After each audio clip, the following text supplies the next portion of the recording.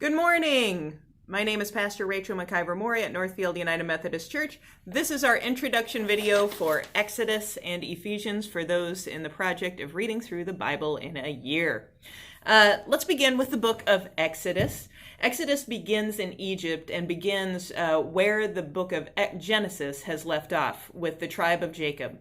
And as we see immediately in the first chapter, all is not well.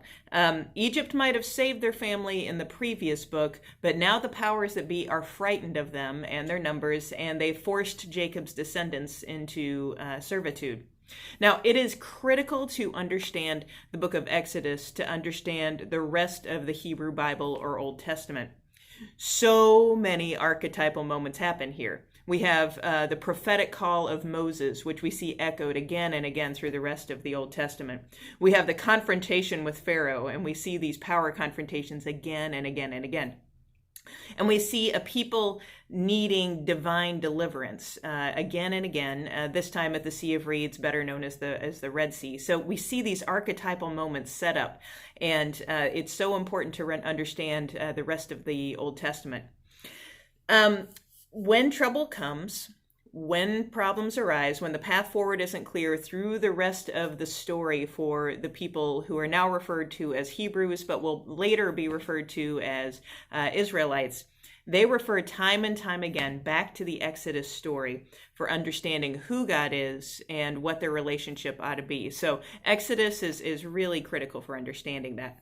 Now, the book does raise some troubling questions, and I just want to give you a few to get you started. For one, Exodus is the book of the plague. So the plague of frogs, the plague of the flaming hail, the plague of darkness, the plague of the Nile turning to blood. This is high drama. This is cinematic.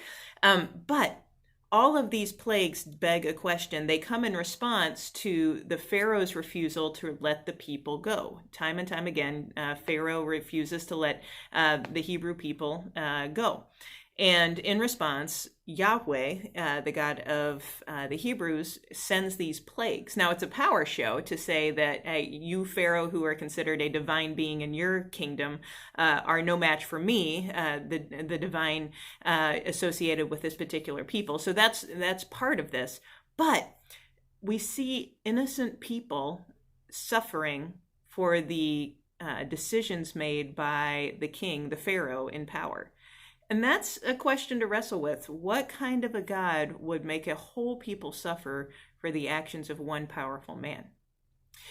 Another question that I hope troubles you is that in the course of the book of Exodus, we see Moses, who is the leader of these slaves, trying to get them out of servitude and into a homeland of their own. Moses comes to Pharaoh and says, "Let my people go." I assume it's in a Charlton Heston voice. It's the only way I can hear it. And then Pharaoh refuses. But more than once in the book of Exodus, we see the words, "And then God hardened Pharaoh's heart." The implications of that are troubling. So I invite you to wrestle with those questions as you read the book, because those questions don't go away for the rest of your Old Testament reading. So the second book that we are reading is in our New Testament readings, and that is the letter to the Ephesians. Since you'll have finished the letter to the Galatians by this point, you will see an immediate stylistic difference in how these two letters are written. Most biblical scholars do not think that Paul wrote both of them. Most think that Paul did write Galatians, and most do not think that Paul wrote the letter to the Ephesians, but rather one of his disciples or his deputies did. And this is one of many, many, many, many instances in which we need to let go of our modern assumptions about attribution and authorship.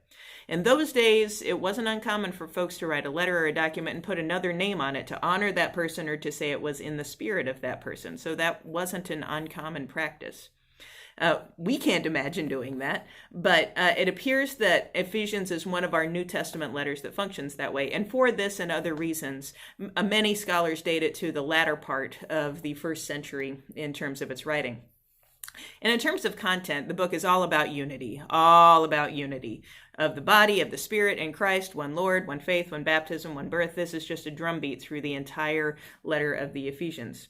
So that begs the question of why this drumbeat above all others? What was the occasion for the letter? And we don't, in fact, know the answer to that. But what we can say is that it would be odd to appeal to unity if that were already present.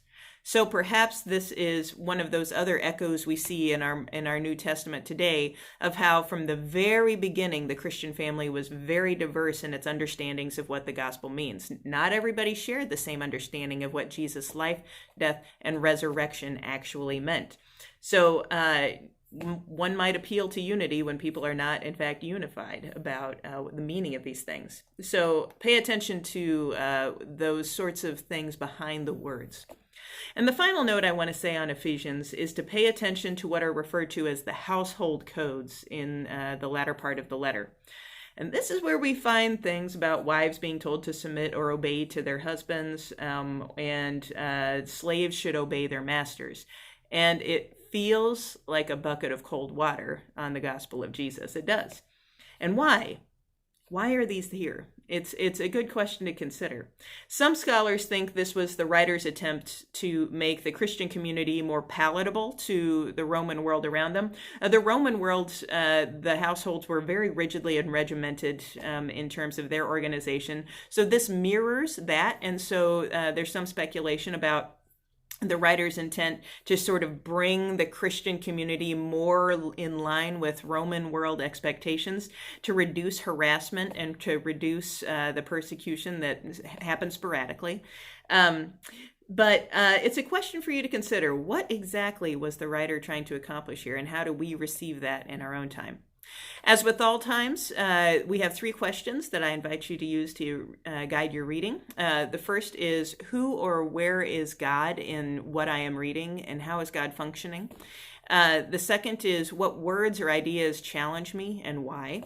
And the third is, what's going on in the world today or in my own life that seems somehow to be echoed or connected to the text? Happy reading. See you next time.